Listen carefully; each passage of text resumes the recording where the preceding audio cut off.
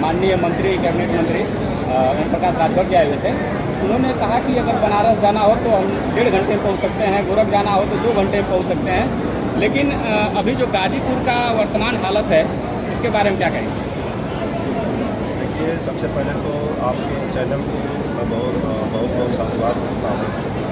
आज स्वतंत्रता दिवस के 79वां वर्ष के पूरे देशवासियों को मैं दिल की गहराइयों से बधाई देता हूँ, शुभकामना करता हूँ। देखिए, आज ऑडिटोरियम हॉल गाजीपुर में पंचायती राज कैबिनेट मंत्री माननीय ओम प्रकाश राठौर जी आए थे। मेरा मानना है कि देखिए, स्वतंत्रता एक आज़ादी है, परंतु यह इसमें जब हम जो है इसके प्रति हमारी सोच कैसी है इस पर डिपेंड करता है। अभी माननीय राजभर जी बोल रहे थे कि शिक्षा व्यवस्था, सड़क व्यवस्था, अभी बनारस जाने में 1.5 घंटा लगेगा, तो बिहार जाने में 2 घंटा लगेगा। मतलब दुनिया भर का जो है अपनी बड़ान, अपनी बखान की है, अपनी सरकार की है। सच्चाई है भाई, सरकार में तो कहेंगे ही।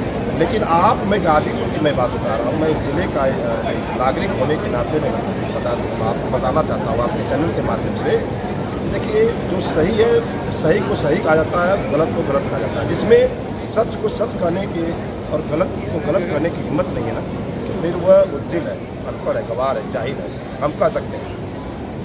देखिए, अभी आप गाजीपुर से निकलिए, यह पीजी कॉलेज होते हुए चौचक करंडा रोड पर और सैदपुर अगर आपको जाना होगा तो कम से कम 4 घंटा लगेगा। और हमारे ओम प्रकाश मंत्री जी को दावा कर रहे थे कि मैं 1.5 घंटा में पहुंच जाऊंगा।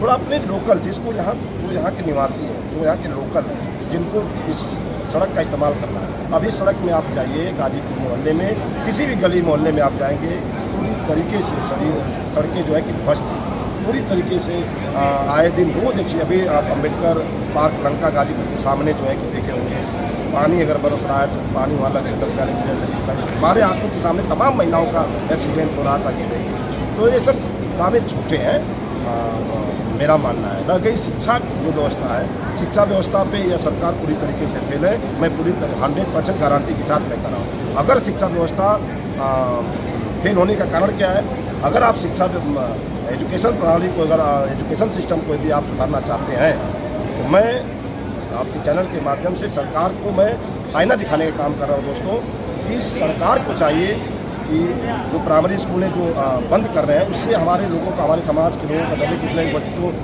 का जो नुकसान है उसमें फ़ायदा नहीं है। अगर बंद करना है तो कॉन्वेंट जैसे स्कूल है और इस देश में जितने बड़े बड़े उद्योगपति हैं जिनका विद्यालय प्राइवेट चला, उसको बंद करिए। जिसकी फीस मांगी है, जिसको गरीब आदमी का बच्चा चाह कर नहीं पढ़ पा रहा, उसको बंद करना चाहिए, ताकि सबके बच्चे, अगर समान शिक्षा अगर है तो सभी लोगों के बच्चों को प्राइमरी विद्यालय जैसे सरकारी कॉलेज स्कूल में भेजने के लिए आप बाध्य करिए। दूसरी बात, अगर एजुकेशन प्रणाली को, सिस्टम को अगर सुधारना है, आप अपने जो शिक्षा के जो अधिकारी हैं उनसे कभी कोई आज तक जो है किसी विद्यालय में मैंने नहीं देखा। पहले लोग आते थे कि होता था कि नहीं हमारे विद्यालय में आ गए, जो है कि जिला विद्यालय निरीक्षक हो, चाहे DSC हो, चाहे कोई भी अधिकारी हो, डिप्टी साहब आ गए हैं, चेक होता था। लेकिन अभी कुछ नहीं होता है। अगर सुधारना है तो लोग आकर के विद्यालय का मूल्यांकन करें, टीचर का मूल्यांकन करें, तब जाकर के शिक्षा व्यवस्था सुधार सकते हैं। बहुत बहुत धन्यवाद। सर, एक सवाल, माननीय मंत्री जी ने असंवैधानिक शब्दों का इस्तेमाल किया। भारत के संविधान में पहले उद्देशिका में लिखा हुआ कि हम भारत के लोग। इस देश का 2 ही नाम है, हिंदी में भारत नाम है, इंग्लिश में इंडिया नाम है। तो ये जो नारा लग रहा था, देश आज़ाद हुआ, तो ये तो सबको मालूम है, मंत्री जी को साथ साथ पूरी जनता देश को। लेकिन उन्होंने जो है भारत माता की जय बोला। इस पे क्या कहना चाहते हैं? देखिए, मेरा मानना है ना कि दीपक अंधेरे, दीपक तले अंधेरा कह सकते हैं। भैंस के आगे दिन बजा भैंस जाए पकड़ा। तो तमाम यहाँ पढ़ लिख करके जो रात दिन पढ़ करके IAS और CDO और ADM बनते हैं, कितना पढ़े हैं आप तो जानते हैं, उनकी डिग्री है। उस पर हम क्या कहें, आप समझदारों के इशारा ही काम। धन्यवाद।